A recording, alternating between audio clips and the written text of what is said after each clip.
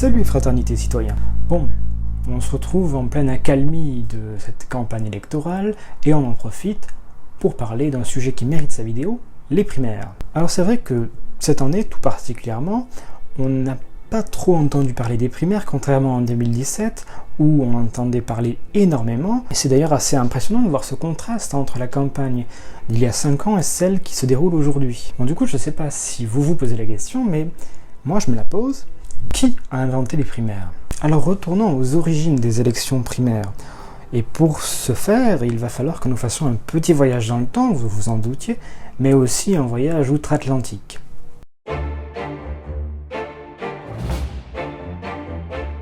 Et le principe de désignation de candidats par une base militante d'abord, elle est née donc à la fin du 19e siècle aux États-Unis d'Amérique, à travers le principe des caucuses. Les caucus, ce sont des sortes d'assemblées qui regroupent les militants d'un parti politique, dans lequel il y a des débats, et à la fin, il faut désigner un candidat à une élection, locale, nationale. Alors, ces caucus ont été mis en place dans le but de réduire aussi l'influence des cadres politiques sur les partis et sur la vie publique. Et puis, on s'est rendu compte que quand même, ces caucus, il y avait un problème d'organisation et il y avait une certaine fraude électorale qui persistait tout de même. Alors, a commencé à germer l'idée d'une désignation directe des candidats par les citoyens. Le père des primaires, c'est Robert La Follette, qui était alors gouverneur du Wisconsin. Alors c'est un républicain progressiste, l'un des premiers à soutenir l'idée d'une désignation directe des candidats à travers une primaire. Après avoir pris le contrôle de l'État du Wisconsin avec ses partisans, il va faire passer la question des primaires à travers référendum. Et donc le référendum va aboutir et on va mettre en place dès 1904 l'idée de la primaire. Et la première primaire à avoir lieu, ce sera en 1906. Alors d'abord, elle est limitée aux mandats locaux et aux mandats qui concernent l'État du Wisconsin. Et puis, cette mesure va faire tache d'huile dans le reste des États-Unis. La quasi-totalité des 48 États américains de l'époque vont adopter ce système. Mais c'est seulement à partir de 1912 que les primaires vont atteindre l'élection présidentielle américaine. On va commencer avec une dizaine d'États qui vont désigner les délégués aux conventions nationales à travers des primaires. Dès lors, plusieurs personnalités politiques, notamment l'ancien président Roosevelt et le président Wilson, se déclareront favorables à l'instauration d'une élection primaire nationale. Mais malheureusement pour eux, le projet va sombrer notamment avec les 2 guerres mondiales, et il ne fera son apparition, sa réapparition, qu'à partir des années 50-60 avec l'explosion du modèle de désignation des candidats de façon directe, et c'est seulement à partir des années 70 que les primaires cesseront d'être seulement consultatives et deviendront beaucoup plus contraignantes. Aujourd'hui encore aux États-Unis, les primaires font partie du système électoral américain. On n'imagine pas une élection présidentielle américaine sans primaire, à tel point que les observateurs de la vie politique américaine considèrent qu'il y a une campagne électorale permanente.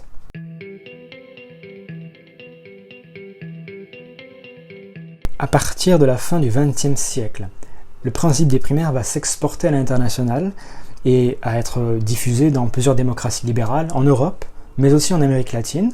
Et d'ailleurs, avant de rentrer en France, on va rester sur le continent américain, sur le Nouveau Monde, et on va passer des États-Unis à l'Argentine. Alors c'est vrai qu'on n'a pas trop l'habitude de parler des systèmes électoraux d'Amérique latine, notamment de l'Argentine.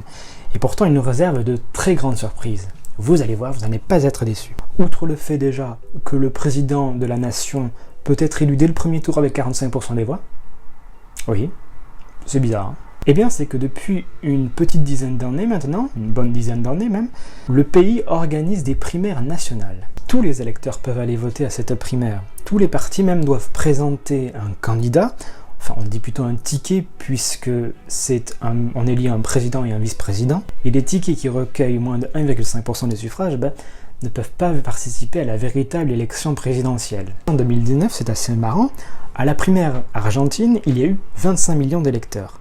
Et au premier tour officiel du scrutin de la présidentielle, il y a eu 27 millions d'électeurs.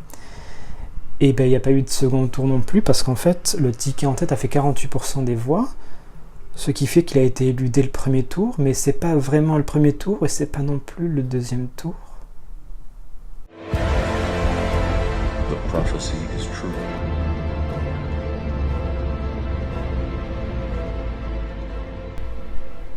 Waouh, quelle expérience! Bon, après cette découverte incroyable du système politique argentin, revenons en France, où nous serons un peu moins dépaysés.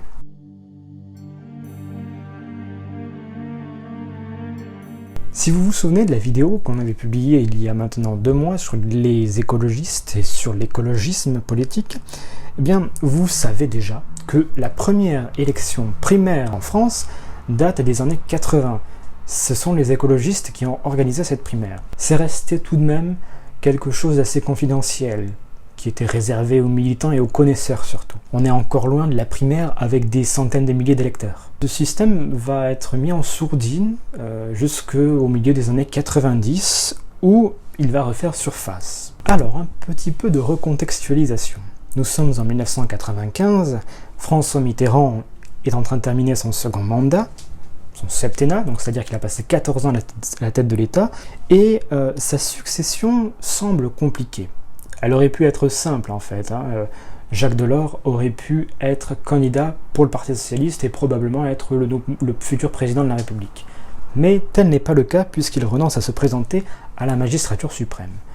Du coup, dans les états-majors du Parti Socialiste, on se dit « Bon, va falloir trouver un candidat peut-être ». Sauf que pas de leadership naturel. Du coup, l'idée d'organiser un départage entre les candidats, il y en aura 2, Lionel Jospin et Henri Emmanuelli, fait son chemin, et le 5 février 1995, eh bien, il y a la première élection primaire au Parti Socialiste, qui est réservée aux seuls adhérents du PS. Et puis même, de l'autre côté de l'échiquier politique, à droite, il va y avoir le début d'une guerre fratricide, entre d'un côté le maire de Paris, Jacques Chirac, et de l'autre, le Premier ministre en place, Édouard Balladur, pas Édouard Philippe, non, Édouard Balladur. Pour départager ces 2 candidats, certains au RPR, qui est le parti gaulliste, et notamment Charles Pasqua, qui était ministre de l'Intérieur à l'époque, ont eu l'idée de faire une primaire interne, de départager ces candidats par une élection interne. Sauf que c'est totalement à revers de l'esprit du gaullisme. Et c'est d'ailleurs très intéressant en fait, parce que justement, les primaires ne sont-elles pas l'anti-gaullisme par excellence finalement? La Ve République a été conçu par le général de Gaulle sous un modèle de rapport entre la nation et le chef de l'État direct, un rapport direct. C'est la rencontre, comme on le dit souvent, d'une personnalité politique avec les Français. Et en fait, dans la conception gaullienne des institutions, les partis politiques, bien sûr, ils concourent à l'expression des suffrages dans toutes les élections, mais pour l'élection présidentielle, ils se mettent plutôt derrière un leader charismatique, derrière quelqu'un qui saura rassembler les Français, puisque le chef de l'État, dans la conception gaullienne du pouvoir, est au-dessus de tous les partis. Et ça a été le cas pour De Gaulle, pour Pompidou, pour Giscard, et même pour Mitterrand quand même. Mais quand même, il y a cette idée de, il n'y a pas de leadership naturel ni à gauche ni à droite. Et c'est une première en fait, depuis le début de la 5e. Du coup, les primaires vont devenir de plus en plus fréquentes. D'abord, les écolos vont commencer à partir de 2002 à faire des primaires systématiquement à toutes les élections. Ensuite, les socialistes vont faire de même en 2006, en 2012, en 2017, et ils l'ont fait encore en 2022. C'est la même chose pour l'UMP qui a fait une primaire interne en 2007 pour désigner Nicolas Sarkozy comme candidat. Et enfin, même le PCF a fait des consultations internes pour savoir qui soutenir. Et donc, depuis les années 2000, les primaires se sont multipliées, d'abord sous un format assez restreint en fait, réservé aux seuls militants, aux seuls adhérents des partis, mais à partir des années 2010, les primaires commencent à s'ouvrir à tous les citoyens. D'abord en 2012 avec la primaire écologiste et la primaire socialiste, qui vont d'ailleurs rassembler 25 000 électeurs pour les écolos, et plus de 2,8 millions pour les socialistes. D'ailleurs, cette primaire, elle a été efficace puisqu'elle a désigné François Hollande, et c'est jusqu'à aujourd'hui le seul président de la République à avoir été désigné par une primaire ouverte.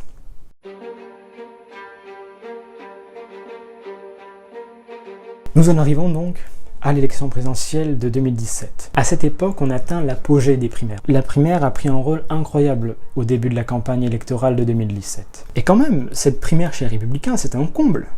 C'est un comble pour un parti héritier du gaullisme et de l'idée de la conception gaulienne du pouvoir. La primaire naît aussi de l'absence de leadership. Et donc, si aucun candidat n'a le charisme requis pour se présenter à l'élection présidentielle par lui-même et pour que le parti le suive, il va falloir organiser les primaires. il va falloir organiser une désignation pour légitimer ce candidat. D'ailleurs, en parlant de la légitimité des candidats, depuis tout à l'heure je vous parle des relations entre l'électorat, les candidats, les partis. Qu'est-ce qui fait la légitimité d'un candidat légalement? Le soutien de 500 élus locaux et parlementaires. Ce sont les fameux parrainages. C'est grâce à ça que les candidats sont réellement candidats. Avant, ils ne sont que candidats à la candidature. S'ils n'ont pas les 500 parrainages, ils ne seront de toute façon pas candidats. Finalement, qui a le plus de poids? Les primaires ou les maires?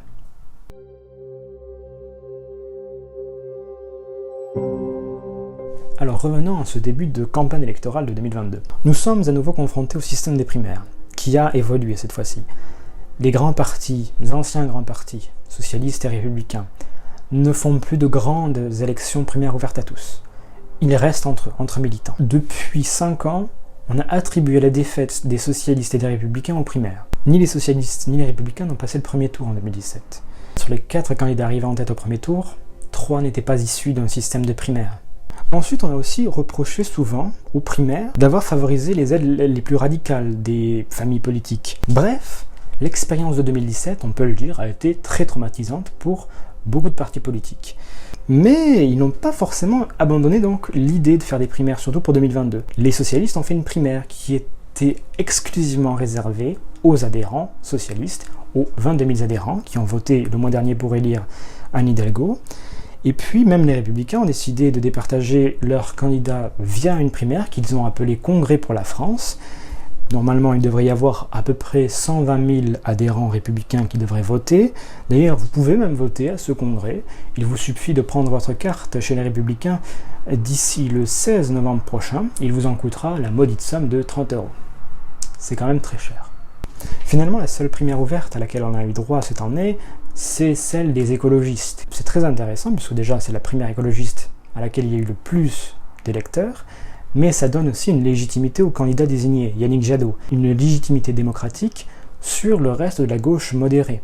Pour conclure, est-ce que les primaires sont en train de changer la vie politique française? C'est certain.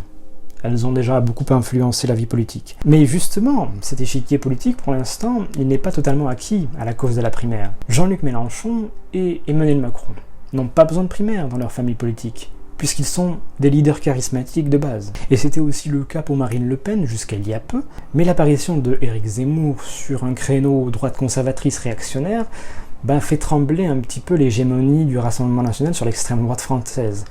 Du coup, ce qui semblerait en fait le plus naturel, le plus logique, c'est une primaire pour départager ces deux candidats. Mais c'est pas dans les habitudes de cette famille politique qui a plus tendance à être sur un leadership naturel, sur un autoritarisme bonapartiste et boulangiste en fait. Voilà, on a parlé longuement des primaires, j'espère que ça vous a intéressé, merci d'avoir regardé cette vidéo jusqu'au bout, je vous dis à bientôt sur WIP.